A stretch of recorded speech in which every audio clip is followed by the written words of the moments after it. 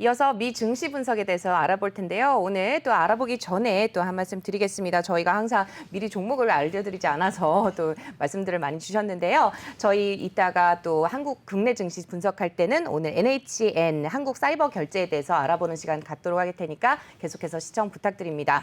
우선 미 증시 전문가, 해외 증시 전문가죠. 오늘 멀린 78의 이민우 대표 자리해 주셨습니다. 안녕하세요. 안녕하십니까? 네, 대표님 지난주 금요일장 아무래도 연은 총재의 발언 때문에 그런 게 아닐까 싶은데 다 하락을 하고 마감이 됐죠. 예, 그렇습니다. 말씀하신 대로 앞에서 짚어주신 대로 그 연은 총재 발언이 이제 확실하게 영향을 좀 끼친 건 사실인데요. 그거 외에 이렇게 특별한 어떤 호재 같은 게 작용을 하지는 않았습니다. 이제 시장 전체를 봤을 때 그 시장을 끌어올릴 만한 그런 호재가 있지는 않고 이미 호재는 다 지나가고 실적 창세가 끝나고 난 다음에 지금 이제 봐야 될 것은 이제 경기가 얼마나 좋아질 건지, 그리고 인플레이션 이제 상승 압력이 얼마나 좀 완화될 것인지, 이 문제가 좀 남아 있는 것 같은데, 지금 보시면 이제 소수의 기술 종목을 제외한 어도비나 페이팔, 그리고 이제 테슬라를 제외하고 나머지는 다 이제 피바다네요. 예, 피바다입니다. 이제 이쪽에서 피바다는 이제 진짜 피바다죠. 네. 예, 멍이 든 것 같은 그런 모습을 좀 보이고 있습니다.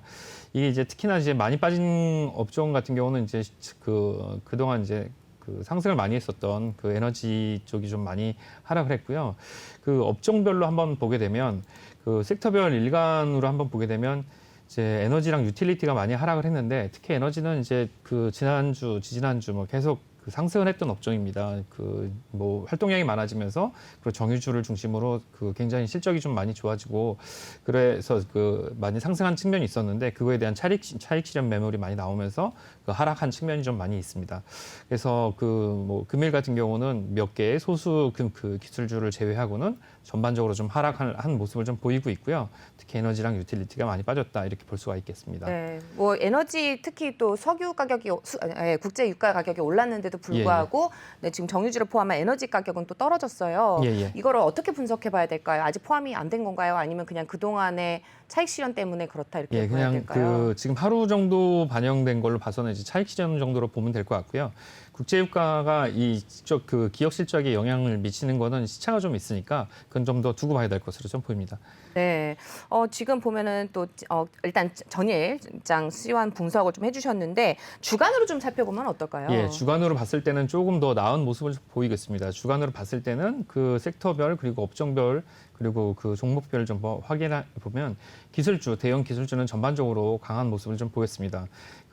마이크로소프트나 애플, 그리고 아마존, 특히 애플이랑 아마존은 상승을 좀 많이 한 모습을 보이는데, 애플 같은 경우는 상승을 좀 했더라도 전고점까지는 아직 거리가 좀 있고, 아마존은 전고점에 거의 가까이 다가선 모습입니다. 전반적으로 봤을 때. 그리고 테슬라는 하락, 급등락 하는 모습을 좀 보였지만, 등락 속에 그래도 상승하는 모습을 주간으로 좀 보였고요. 어도비랑 엔비디아, AMD 같은 경우는 상당히 좋은 모습을 좀 보였습니다. 그리고 이제 금융주 중에서는 금융주가 전반적으로 많이 주간 단위로 봤을 때 하락하는 모습을 좀 보였는데, 금융주 중에서도 이제 은행주가 되게 하락을 많이 했었죠. 하락하는 모습을 보인 거는 아까 말씀해 주신 대로 앞에서도 말씀을 해 주셨는데, 이제 거래량이 좀 줄어갔고, 이제 은행 실적이 좀 악화가 예상이 된다. 그래서 1분기, 2분기는 실적이 좋았지만 3분기, 4분기에는 지금 실적이 유지가 될 것인가, 그런 부분이 의문이다. 그런 게 좀 영향을 좀 받았다고 좀 보이시고요. 이거를 섹터별로 주간 퍼포먼스를 한번 확인해 보면, 지금 그동안 많이 상승을 했던, 연간으로 봤을 때 20% 넘게 상승을 했었던, 20% 가까이 상승했었던 기초 소재 중에서도 화학업종 중심으로 상당히 많이 하락을 한 모습을 보이고 있습니다. 주간 단위로 마이너스 7%니까 굉장히 많이 하락을 했고요. 그리고 에너지가 4.7% 정도 하락을 했으니까 되게 많이 하락한 모습을 보이고 있습니다. 그래서 이제 산업재, 그리고 금융, 에너지, 그리고 기초 소재가 이런 경기 민감주, 시클리컬이라고 하는 이런 부분이 이제 이런 지난주 FOMC 이후에 그 전까지 상승을 많이 했던 부분을 상당히 많이 반납을 했고요. 여기서 차익 실현 매물이 좀 많이 나왔다, 이렇게 볼 수가 있겠습니다. 근데 FOMC 이후에 이틀, 네네. 그러니까 지난주 미국 기준으로 목요일, 금요일 주가 움직임을 보면, 네네. 그러니까 다우가 더 많이 떨어지지 않습니까? 예, 그렇습니다. 나스닥보다. 우리가 일반적으로 금리가 오르면은 물론 성장주로 하나로 뭉뚱그려서 말할 수는 없겠지만은 다우가 오히려 덜 떨어지고 다우가 많이 떨어지고 나스닥이 덜 떨어지는 게 네. 어떻게 해석을 해야 될까요? 예, 다우가 더 떨어지고 나스닥이 덜 떨어지는 거는 나스닥에서 차지하는 비중 중에 이제 대형 기술주, 그러니까 이제 성장주이면서 가치주인 그런 기술 기업의 그 포지션이 아무래도 크다 보니까 너무 크기 때문에 예, 그 영향을 좀 받은 것으로 보이시고요. 지금 말씀하셔서 지금 주간 단위로 그 지수 추이를 한번 네. 보도록 하겠습니다. 지금 주간 단위 지수 추이를 보면 지금 말씀하신 대로 그 확실하게 그 다우지수는 그 하락하는 모습을 좀 보이고 있는데요. 지금 오른쪽에 보시면 이제 이 18일 같은 경우, 18일, 네. 19일 같은 경우는 굉장히 많이 하락을 네, 하는 네. 모습을 보이는데 네. 이제 뭐 저런 걸 개파락이라고 네. 하죠. 개파락하는 모습을 좀 보이는데 전반적 추세는 우하향하는 모습을 보이다가 이제 급격하게 하락하는 모습을 네. 보였고 또 S&P 500도 전반적으로 이제 옆으로 횡보하다가 하락하는 모습을 보였습니다.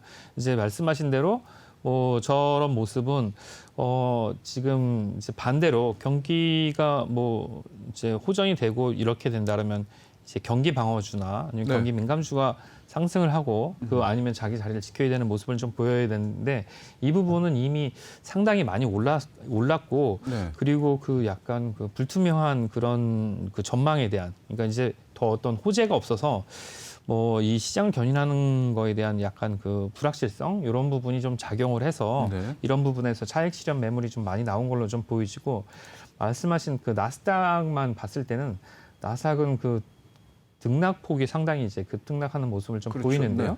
여기서 이제 한 가지 좀 이렇게 집중해서 좀 봐야 될 것은 여기 지금 밑에 표에 여기 보시면 그 거래량이 이제 단위가 작아갖고 여기서는 잘 안 나오는데 네네. 거래량이 지금 절반 정도로 전반적으로 줄었습니다. 예, 절반 정도로 줄었는데 이게 이제 은행주에도 영향을 많이 미치기도 했고 지금 거래량이 절반 정도로 줄어든 것은 뭐냐면 실제 거래량이 줄어들었다는 것은 이 여기서 보게 되면 이 우열을 가릴 때 어떤 업종에서도 이제 실제 성과가 날 만한 종목들을 위주로 매매가 이루어지고 나머지 종목들에 대해서는 매매가 거의 이루어지지 않는 형태를 가고 있고 그리고 결과적으로는 이렇게 가게 된다면 이제 뭐 흔히 얘기하는 잡주들 뭐 네. 그냥 뭐 미래가 별로 없고 그냥 네. 꿈에 기대서 갔던 그런 것들은 좀 상당히 소외가 될 것이라는 그런 전망을 좀 해볼 수가 있고 뭐 여기서도 뭐 코인들 중에서도 그 이제 잡코인들의 미래가 좀 불투명한 것처럼 이렇게 거래량이 줄게 되면 종목들 중에서도 뭐 우량 종목이 아닌 것들은 좀 어렵게 될 것이다. 뭐 이렇게 생각해 볼 수 있죠. 꿈에 기대서 주가가 올라갔던 기업들. 예. 근데 그 중에서도 뭐 근데 정확하게 지금 이름은 기억이 안 납니다만은 스노우플레이크나 뭐 이런 네. 것들은 현재는 적자지만 예. 앞으로 굉장히 성장 가능성에 대해서는 높게들 치고 있잖아요. 그랬을 때 만약에 금리 인상 움직임이 가시화되면서 이런 주식이 떨어졌을 때, 네. 그러니까 어떻게 본다면 성장성은 굉장히 좋은데 현재 이익을 못 내는 업체의 주가가 떨어졌을 때 사는 건 어때요? 그거는 그 업종 전망에 대한 그 확신이 좀 있어야 될 것으로 좀 보입니다. 이제 네네. 경쟁력이 얼마나 있냐는 거기에 얼마나 많은 경쟁자가 있냐를 보고 판단을 하셔야 될 문제라고 좀 보이시는데 일단 중요한 건 그 스노우플레이크는 뭐 그 이제 컴퓨팅도 제공을 하고 네네. 클라우드 서비스. 클라우드 서비스로 그 컴퓨팅도 제공하고 뭐 그러니까 이제 저장도 그 제공하고 뭐 그런 그 업체인데 실제로 그런 업체들이 얼마나 더 많이 있는지 그 장악력이 얼마나 있는지 뭐 이런 걸 좀 봐야 될 것 같고요. 그리고 거래량이 줄어들고 있다는 건 실제로 유동성 장세가 끝나가고 있다. 예, 끝나가고 있는지는 판단하기는 이제 너무 좀 단기인 것 같고 유동성 장세가 좀 힘을 잃는다. 예, 힘을 잃고 있어서 이게 어떤 새로운 동력이 나타나기 전까지는 전반적으로는 여기서 새로운 종목을 선택을 하실 때는 좀 신중하셔야 될 것 같다. 뭐 이렇게 좀 볼 수가 있을 것 같습니다. 네. 오늘 보면 또 패트릭 하커 필라델피아 연은 총재랑 제임스 블러드 연은 총재, 로버트 카플런 댈러스 연은 총재 연설도 있고 존 윌리엄스 뉴욕 연은 총재 연설까지 다 있더라고요. 예. 아무래도 시장 달래기에 좀 나서지 않을까 이렇게 예상을 좀 해볼 수 있지 않을까 싶은데 어떻게 보세요? 네, 뭐 지난주에 나왔던 얘기를 그냥 그대로 다시 네. 뒤집기는 어려울 것으로 좀 보이시고 예, 자기들이 각자 생각하는 것들을 약간 더 이렇게 보태서 얘기를 하지 않을까 싶습니다. 근데 이제 그게 뭐 정부 정책이나 아니면 뭐 연준 의장이 했던 얘기랑 완전히 배치되는 얘기를 하지는 않을 거라고 생각이 좀 듭니다. 네. 그러니까 블러드 총재가 한 얘기 중에서 제일 핵심이 그거 아닙니까? 지금 그 연준이 물가 상승 예상치를 갖다 높였는데 예. 이것보다도 더 높아질 수 있다는 거 아닙니까? 예, 그렇죠. 네. 그렇기 때문에 2022년에 금리를 인상할 가능성이 있다라고 지적을 한 부분인데 네네. 어떨까요? 전반적인 연준 분위기가 어떤 것 같습니까? 네, 그 이제 물가 상승 이제 연준 분위기를 말씀하셔서 연준의 구조를 한번 네네. 예, 네. 제가 전에 만들고 새롭게 지금 좀 고쳤는데요. 네. 그 통화중첩기구, 그러니까 연준이라는 게 어떻게 구조가 돼 있는지 네네. 한번 좀 확인을 한번 해도록 하겠습니다. 이제 맨 위에가 이제 그 페더럴 리저브 시스템. 그러니까 우리가 저걸 FED라고 부르죠. 그러니까 예, FED, 페드라고 부르거나 아니면 FRS, 네. 예, FRB 뭐 이렇게 지금 FRB라고 부르진 않고 FRS라고 그렇죠. 예, 연방준비제도라고 부르니까요. 이 연방준비제도 밑에 이제 연준 이사회가 있고, 그러니까 저게 연방준비제도 제도? 이사회는 연준, 예, 그러니까 예. 중앙은행의 의사결정 기구, 그러니까 예, 회사로 따지면 이사회 예, 이렇게 예, 보시면 되는 거죠. 예, 맞습니다. 네. 그리고 거기에 이제 12개의 은행이 참가를 네네. 하고 그 12개 은행이 참가를 해서 이제 FOMC라는 거를 열게 되는 거죠. 그러니까 FOMC는 우리나라로 따지면은 통화위원회. 금융통화위원회하고 비슷한 거죠. 그러니까 예. 뭐 통화량 조절이나 금리 결정이나 이걸 하는 그런 정책 결정 기구 아닙니까? 예, 그렇죠? 그렇습니다. 그래서 이거를 좀 더 좀 자세하게 이제 다른 그림으로 보게 되면 이제 맨 위에 그 여기 그 연방준비위원회 이사회가 여기 네. 맨 왼쪽에 있고 가운데는 이제 12개 은행이 있고 이렇게 모여서 FOMC를 하게 되는 거죠. 근데 저 원래 7명 아닙니까? 예, 7명인데 네. 한 명이 지금 공석입니다. 한 아, 명이 공석인데 아직 네네. 그 의회에서 예, 한 명을 안 뽑았더라고요. 네네. 네, 그래서 이제 7명인데 지금 현재 6명이고 예, 6명으로 돼 있습니다. 그리고 지역의 연은 총재가 12명이고 예, 맞습니다. 예. 그래서 18명이 되는 예, 거네요. 맞습니다. 그러면 원래는 19명이네. 예, 그렇습니다. 네. 11명이 점도표를 찍는데 예. 점도표는 여러 번 좀 방송에서 말씀 좀 드렸는데 점도표는 뭐 이렇게 생겼습니다. 그래서 점도표가 이렇게 찍게 되는데 이 점도표를 가지고 왜 이렇게 찍게 되는지 아마 이 해설을 뭐 아까 말씀하신 대로 뭐 기자회견을 하게 된다면 이런 게 왜 이렇게 변동이 됐는지 자기들 의견을 좀 얘기를 하시게 될 텐데 아무래도 뭐 물가 상승률 같은 경우는 중국 같은 경우에 굉장히 뭐 그 물가 상승에 대해서 지금 상당히 걱정을 좀 하고 있는. 그러니까 저 점도표를 잠깐 설명을 해 주시면 예. 지금 저 점도표가 네. 그러니까 이 연준 FOMC에 참가한 네. 의결권이 있든 없든 지금 18명이 예. 2021년, 2022년, 2023년, 2023년 이후 이래가지고 각각 그때 점을 찍는 거 아닙니까? 예, 그렇죠. 그러니까 한 사람이 4번 찍는 거죠. 예, 그렇죠. 예. 예, 4번 찍는 거죠. 뭐 21년, 올해, 뭐 내년, 내후년 그리고 네. 장기로 이렇게 그래서 2022년을 보면 네. 금리를 올릴 거다라고 예상한 사람이 7명이고 예. 그 중에 2명은 2번 올릴 거다라고 네. 본 네. 거고 지금 저 도표들만 보면 그런 거 아닙니까? 예, 그죠? 그렇죠. 네.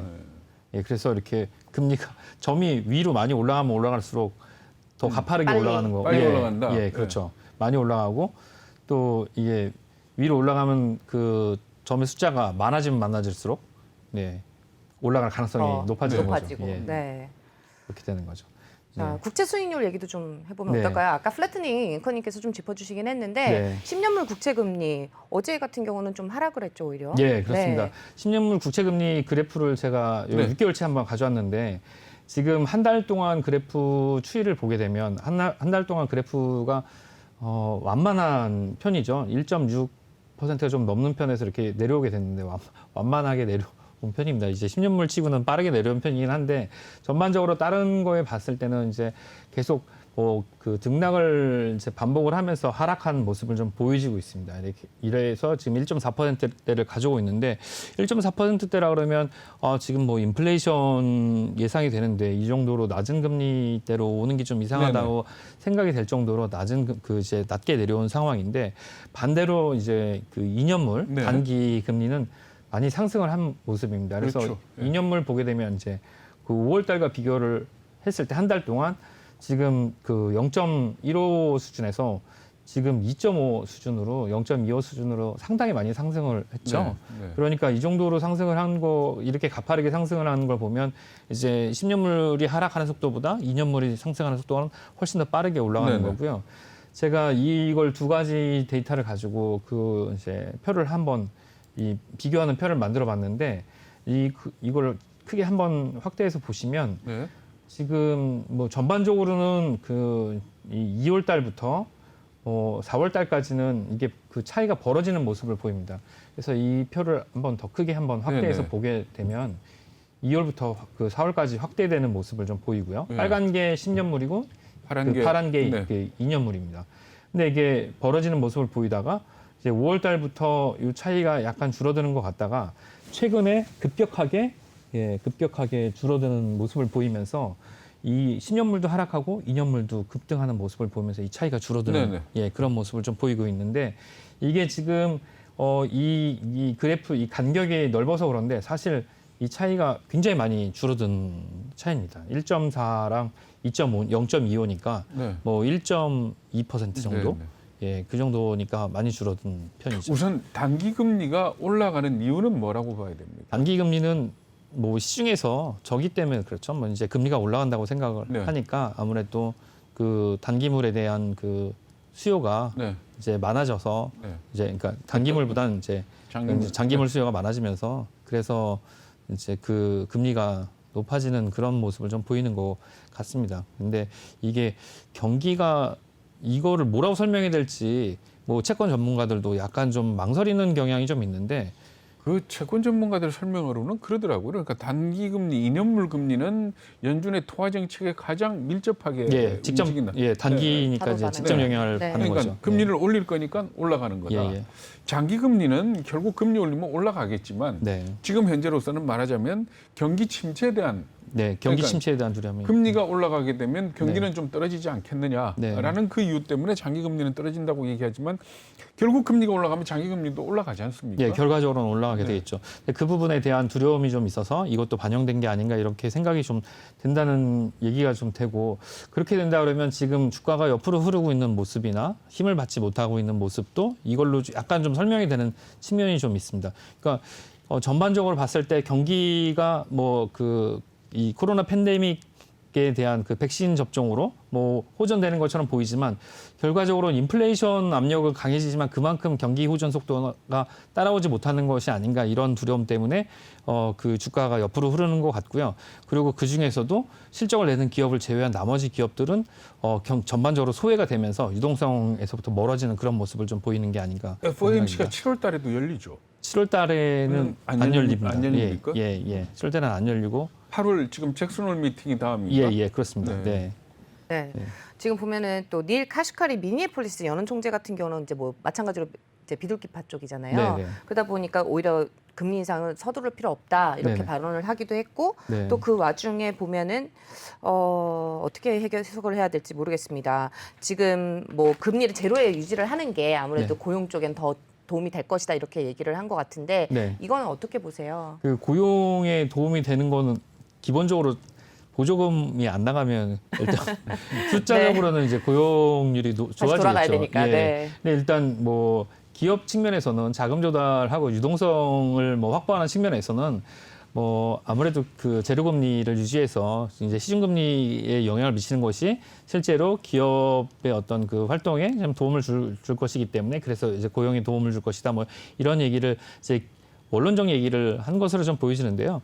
그 기준금리랑 실제로 시중금리랑 1대1로 그 맞닿는 게 아니기 때문에 뭐 그게 아마 그런 게 이제 그 얘기를 이제 어떤 의미에서 하셨는지는 뭐 다시 이제 기자회견을 하셔야 되겠지만 그 뭐 제로금리 자체가 장기적으로 봤을 때 고용에 뭐 긍정적 요인을 뭐 계속 준다 뭐 이거가 뭐 지금 상황이랑은 이렇게 딱 맞는 건 아니라고 볼 수가 있을 것 같습니다. 지금도 구인난은 굉장히 심하기 때문에 그렇죠. 네. 고용과 그게 완전히 100% 일치하는 건 아닌 것 같습니다. 앞에서도 뭐 전해드렸습니다만은 이제 뭐 인플레이션 상승 때문에 뭐 대규모 인프라 투자 쪽에 네네. 발목을 잡게 될 것이다. 네네. 뭐 이런 얘기도 나오고 있잖아요. 네네. 네, 공화당 쪽에서도 좀 대동을 걸고 나서고 있는 것 같은데 네. 이런 상황에서도 또 금리에 또 영향을 주게 될까요? 그게 이제 이런 정책적인 부분은 그렇게 크게 아마 그 영향을 이건 행정부, 임시에는. 네. 입법부와 행정부 간의 어떤 예산에 관한 일은 이런 통화 정책과는 거리가 좀 있는 부분이기 때문에 근데 그건 있겠죠. 그러니까 결국 인플레이션이 강하게 나타나는 상황에서 재정으로 돈을 푸는 게 맞느냐 하는 이런 부분에 대한 의견 개진은 있을 수가 있겠죠. 예, 그렇죠. 네. 예, 그게 이제 만약에 인플레이션 신호가 말씀하신 대로 굉장히 강한데 추가로 돈을 예산을 그렇게 집행해도 되는지 예. 그 예산 조달은 결국에는 기업에서 이제 재원을 세금으로 받아야 되는데 그렇다면 이 금리를 낮추는 것보다 이런 재정소득을 올리는 것이 재정 수입을 올리는 것이 경기에 도움이 되는가 뭐 이런 얘기들은 이제 오갈 수 있을 것으로 좀 그렇죠. 보입니다. 그러니까 이번 FOMC를 계기로 해가지고 이때까지 쭉 연준이 주장해왔던 물가 상승은 일시적이다. 예, 네. 라는 이 부분에 대한 믿음이 조금 사라지는 네네. 그런 분위기 아닙니까? 네. 결국 블라드 총재가 한 얘기도 뭔가 하면은 연준이 예상하는 것보다도 더 물가가 많이 오를 수 있다라고 얘기한 거 예, 아닙니까? 네, 그런데 카시카리 총재 같은 경우에는 아니다, 일시적인 거다. 그래서 2023년까지 제로 금리가 유지돼야 된다라고 주장을 하고 그렇죠. 있거든요. 네.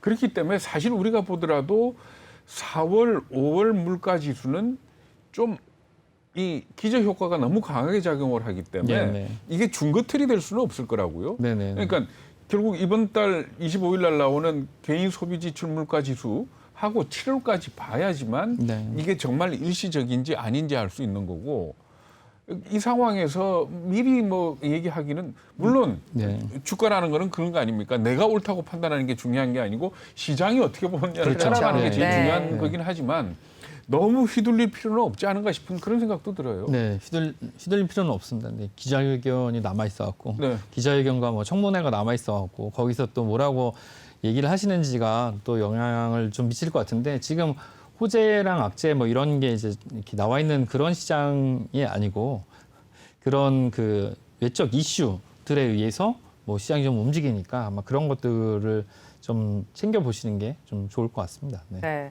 뭐 지금 보니까 준비해 오신 자료가 또 있으신데요. 네네. 여름에 IPO 상장하는 것 네, 예. 기업들인가요? 이제 굉장히 뜨거운 여름이 기다리고 있다. 뭐 이렇게 그렇죠, 하고 있는 이제 대형 IPO들이 있습니다. 대형 IPO들이 있는데 나름대로 뭐 친숙한 기업도 있으실 거고 뭐 처음 들어보시는 기업들도 있을 건데 IPO 기업들 중에 한동안 뭐 굉장히 이제 인기를 많이 끌었던 스펙은 다 제외를 했습니다. 스펙은 네. 다 제외를 하고 여기서 스펙은 다 빼고 실제로 그 상장 가능성이 상당히 높고 영향력이 좀 있을 것 같은 시장의 네. 어떤 호재로 작용할 수 있을 것 같은 기업들을 8개 좀 뽑아봤는데요. 네, 오틀리가 굉장히 눈에 띄네요. 예. 네, 건강에 관심이 많으셔서 아무래도 역시 예전에 저희가 한번 내보낸 적이 있는 내용인데, 그러세요? 네, 네. 기리우유에 대해서 네. 네, 스웨덴 쪽에서 했던 것 같은데, 네. 네, 네. 기리우유가 또 굉장히 좀 각광을 받고 있다고 디디 하죠. 추싱은 중국 기업이죠. 예, 그렇습니다. 예, 디디 출신이 중국 기업이고 또 뭐 나름대로 이 8개 기업 중에서는 가장 큰 그 지금 평가를 받고 있는 네. 기업인데 네. 예, 근데 또 이거를 제가 만들고 나서 보니까 며칠 전에 중국 그 당국에서 조사를 받고 있더라고요. 네.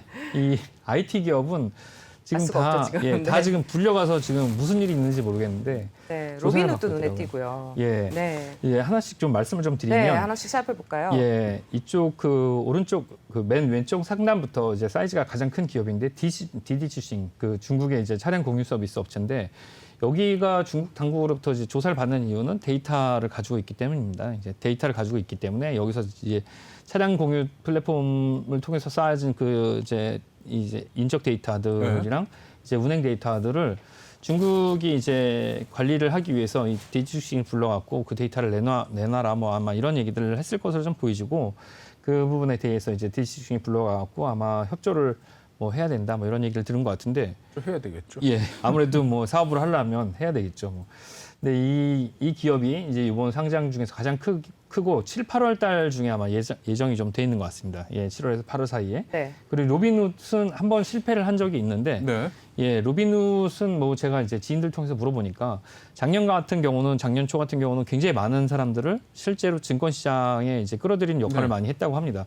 미국은 뭐 지금 우리가 이제 보는 여러 가지 이런 그 증권 관련된 자료나 서비스 같은 경우를 대부분 다 거의 다 유료로 이제 제공하거든요. 저희가 이제 방송에서 나오는 이런 자료들이나 네네. 제가 만드는 표 같은 것들도 전부 다 유료로 이제 받고 그런 것들을 보려면 다 이제 유료로 서비스를 해야 되고 그런데 로빈훗은 이런 그 거래도 실시간 거래나 아니면 그 자료 같은 것도 무료로 이제 가입하면 이제 볼 수가 있고 그럼 수익 구조가 어떻게 돼요? 거래 수수료도 거의 없었고 일단 이제 일정 규모가 된 다음부터 저기가 된 거죠. 여기서 발생하는 것들이 광고도 있고 아. 뭐 다른 이제 기타 이제 다른 수수료도 받고 그랬었는데 실제로 여기를 사용하던 지인들이 뭐 수수료를 좀 더 내더라도 뭐 다른 이제 증권사로 많이 이동을 좀 하셨더라고요.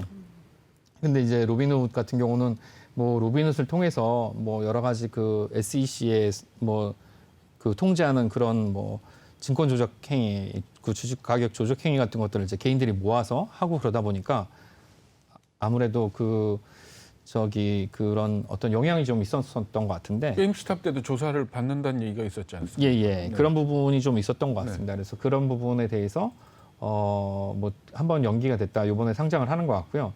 클라리오스는 이제 뭐 약간 생소하실 수가 있는데 2차 전지 제조업체입니다. 그 북미에. 근데 여기도 뭐 나름대로 기술을 개발을 이제 하고 투자를 좀 많이 받아서 실제로 생산은 굉장히 미미한데 그 이제 그 배터리 제조에 대한 그 자체 제조를 통해서 공급을 하겠다는 계획을 좀 가지고 있고요. 크리스피 크림은 제가 되게 좋아하는 겁니다. 예. 좋아하시는 분들 많으실 수 있는데 살찝니다. 예.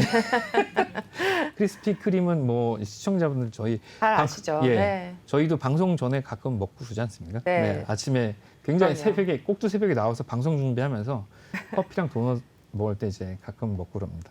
네, 그리고 센티넬 원이라는 거는 이제 보안 솔루션 업체인데 이게 약간 좀 더 각광을 받을 수 있는 게 지금 사이즈보다 더 미래가 좀 더 이제 밝을 수 있는 게 여기가 요즘에 이제 그런 어떤 뭐 그런 걸 피싱이나 뭐 어떤 그런 걸 뭐라 하죠?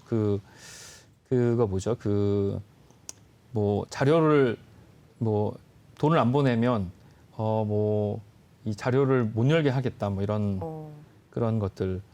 그러니까 그런 이제 그런 식의 어떤 해킹이나 그 피싱 같은 거에 대한 어떤 그런 솔루션 같은 거를 다 기업이나 개인들한테 제공을 하고 맞춤형 그 솔루션을 제공을 하는 업체인데 여기도 상당히 좀 전망이 좀 괜찮은 것 같습니다. 네. 오틀리 말씀하신 대로 스웨덴에 있는 귀리 우유, 대체 우유 업체죠. 그렇죠. 예, 네. 여기가 또 스타벅스의 그 단독 네. 계약을 하고 있는 아. 회사이기 때문에 뭐 그 이제 건강에 관심이 많은 우리 장 앵커님 또 그 스웨덴 출신이시고 하니까 예. 맛이 없다고 그러더라고요. 아, 네.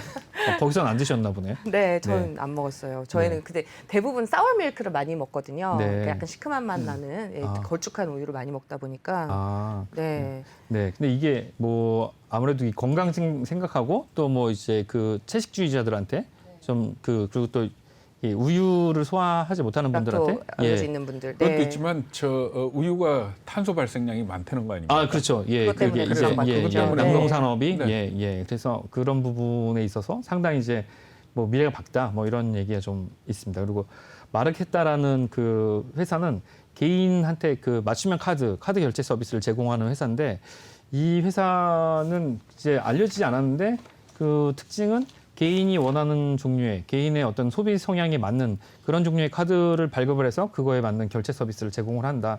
그걸로 좀 이제 시장에서 각광을 받고 그거에 대해서 이제 투자를 받고 상장 그 예정 기업이고요. 프로코는 이 전문 업종에 계신 분들을 아시는 것 같은데 건설 관련된 그 소프트웨어를 제공하는 회사입니다. 그래서 그 건설 관련된 소프트웨어는 이제 각각의 기업이 맞는 이제 자기들의 업종, 토목이나 건설에 맞는 그런 종류의 그 기술을 가지고 있을 텐데 이 회사 같은 경우는 이 클라우딩 서비스를 통해서 건설 회사가 원하는 종류의 그 건설 관련 그런 소프트웨어를 제공하는 그런 회사로 알려졌습니다. 그래갖고 이 회사 같은 경우는 뭐 이제 그런 거죠. 이 미국의 이 인프라 투자랑 관련돼서 약간 전망이 좀 괜찮다 이렇게 보이시는 그런 기업 중에 하나입니다. 네. 오늘 저희 시간 관계상 여기까지 들어보도록 하겠습니다. 네, 지금까지 멀린 78의 이민호 대표와 함께했습니다. 말씀 고맙습니다. 감사합니다.